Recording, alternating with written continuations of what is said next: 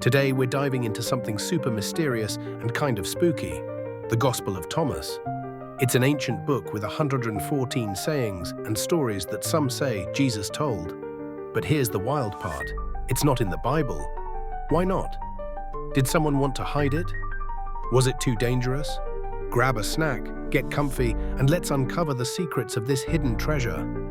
So, what's the Gospel of Thomas? It's a really old book, like something you'd find in a dusty attic from 2,000 years ago. It's called a Gospel, which means it's about Jesus. You probably know the Bible has 4 Gospels: Matthew, Mark, Luke, and John. Those tell stories about Jesus' life, like his miracles and how he taught people. But the Gospel of Thomas, it's different. It's like a secret notebook with 114 sayings and short stories called parables. No big life story, just wise words and puzzles that make you go, what's that mean? These sayings are like clues in a mystery game. Some are short, like a sentence. Others are parables, little stories that teach a lesson, kind of like a riddle with a hidden meaning. Imagine finding a locked box full of Jesus' secrets. That's what the Gospel of Thomas feels like. And the big question is, why isn't it in the Bible? Why was it kept out? Let's dig into that. First, let's talk about what's in this book. The Gospel of Thomas has 114 sayings, numbered like a list. Some are easy to understand, but others are tricky, like brain teasers.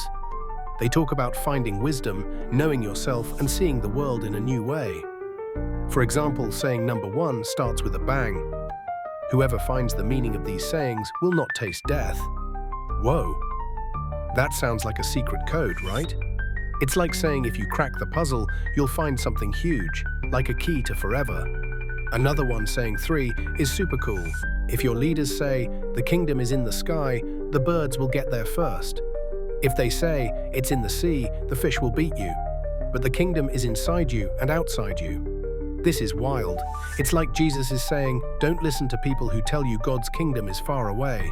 It's right here, inside you. That's a big idea, and maybe too big for some people back then. Could that be why they hid this book? Okay, here's where it gets juicy. The Gospel of Thomas was written a long time ago, maybe around 50 to 150 AD, not long after Jesus lived. Back then, people wrote stuff by hand on scrolls or papyrus, like plant paper. Lots of people were sharing stories about Jesus, but only some got picked for the Bible. A group of powerful leaders, like bosses of the early church, decided which books were good enough. They chose Matthew, Mark, Luke, and John, but not the Gospel of Thomas. Why? Was it an accident, or was it on purpose? Let's explore some sneaky reasons. One big theory is that the Gospel of Thomas was too secret. It starts by saying these are the secret sayings Jesus told, written down by someone named Didymos Judas Thomas. Didymos means twin, so maybe Thomas was a super close friend of Jesus, like his secret keeper. The sayings talk about hidden wisdom, like you have to dig deep to understand them. Maybe the church leaders didn't want everybody knowing these secrets. What if they thought only special people should understand Jesus' words? Sounds like they wanted to control the story. Another reason could be that the Gospel of Thomas doesn't tell a regular story. The Bible's Gospels talk about Jesus' birth, his miracles, and how he died and came back. People love stories, right? But the Gospel of Thomas is just sayings, no plot, no action scenes. Maybe the leaders thought, this is too weird, people won't get it. Or maybe they were scared it would confuse everybody. But what if they didn't want people thinking for themselves? Those sayings make you ask questions, and maybe that was dangerous. Here's a creepier idea. What if the Gospel of Thomas said stuff the leaders didn't like? Some of its sayings are different from the Bible. For example, saying 77 says, I am the light that is over all things. Split a piece of wood, I am there. Lift a stone, and you'll find me. That's like saying Jesus, or God, is everywhere, in everything. It's a beautiful idea, but maybe it scared the church bosses. If God's in a rock or a tree, do you even need a church? Maybe they hid the book to keep power for themselves. Let's talk about how we found this book. It's like a real-life adventure. For years, the Gospel of Thomas was lost, like a pirate's map buried in the sand. Then, in 1945, some farmers in Egypt, near a place called Nag Hammadi, were digging. They found a clay jar, and guess what? Inside were old books, including the Gospel of Thomas. It was written in Coptic, an ancient Egyptian language.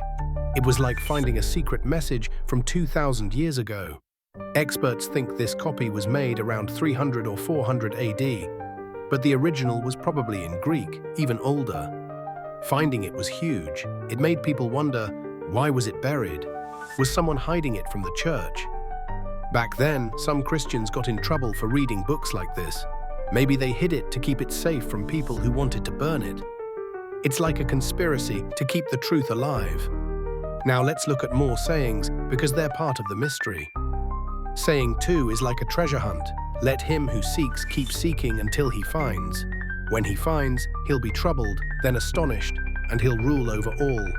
This is like saying, keep looking for truth. But when you find it, it might shake you up before it makes you feel powerful. Maybe the church didn't want people feeling too powerful. Maybe they wanted to be the ones in charge. Saying 22 is another clue. Make the inside like the outside and the outside like the inside. It's like saying, be true to yourself, don't hide who you are. That's awesome, but what if the leaders thought it was too free? If everybody's true to themselves, they might not listen to the church's rules. Could that be why they locked this book away? One parable, saying 97, is about a woman with a jar of flour. It has a hole, and the flour spills out as she walks. When she gets home, the jar's empty. This story is like a warning. Pay attention or you'll lose what's important. Maybe the church didn't want people paying too much attention to their own hearts. What if they wanted to control what people thought? Another parable, saying 107, is about a shepherd with 100 sheep. One gets lost, so he leaves the 99 to find it. When he does, he's so happy. This sounds sweet, but it's also about how every person matters. Maybe the church leaders didn't like that idea. What if they wanted to decide who was important and who wasn't? Hiding this book could have been their way of keeping that power. Some sayings are super tricky, like saying 11, the dead are not alive and the living will not die. Huh? It's like a riddle about life and spirit. Maybe it means real life is in your heart, not just your body. But what if that idea was too strange for the church? What if they thought it would make people question everything? Questions can be scary for people in charge. So why does all this matter? The Gospel of Thomas is like a secret file that got left out of history. It makes us wonder what else we don't know. Who decided what's true? Why did they bury books like this? It's like there was a big meeting where powerful people said, nope, this one's too weird, too free, too dangerous. But when we read it today, we can ask our own questions. The Gospel of Thomas also shows us that not everybody agreed back then. Some people loved these sayings. They thought they were special, like keys to understanding Jesus. Others wanted one big story, so they picked the 4 Gospels and tossed out the rest. It's like choosing one flavor of ice cream and saying no to all the others. But what if the Gospel of Thomas has flavors we need to taste? Let's talk about who wrote it. The book says it's by Didymus Judas Thomas, maybe a disciple called Thomas the Twin. But here's the spooky part. Nobody's sure if Thomas really wrote it. Back then, people sometimes put a famous name on a book to make it sound cool, like a celebrity endorsement. What if someone else wrote it and used Thomas's name? Or what if Thomas knew secrets the other disciples didn't? It's like a mystery we can't solve. The conspiracies don't stop there. Some people think the Gospel of Thomas was part of a group called the Gnostics. That's a fancy word for people who loved secret knowledge. They thought wisdom was like a treasure you had to hunt for. The church didn't always like Gnostics. They called them troublemakers. So maybe the Gospel of Thomas got banned because it was too Gnostic. It's like the church said, no secrets allowed. But here's the thing, the Gospel of Thomas isn't just about secrets. It's about thinking for yourself. Saying 70 says, if you bring forth what's inside you, it will save you. That's like saying, you've got something special, use it. Maybe that scared the leaders. If everybody listened to their own heart, they might not need a big church telling them what to do. Could that be the real reason it was hidden? Even today, the Gospel of Thomas makes people curious. Some say it's fake, others say it's real. Some think it's dangerous, others think it's beautiful. It's like a book that won't go away, no matter how hard people try to forget it.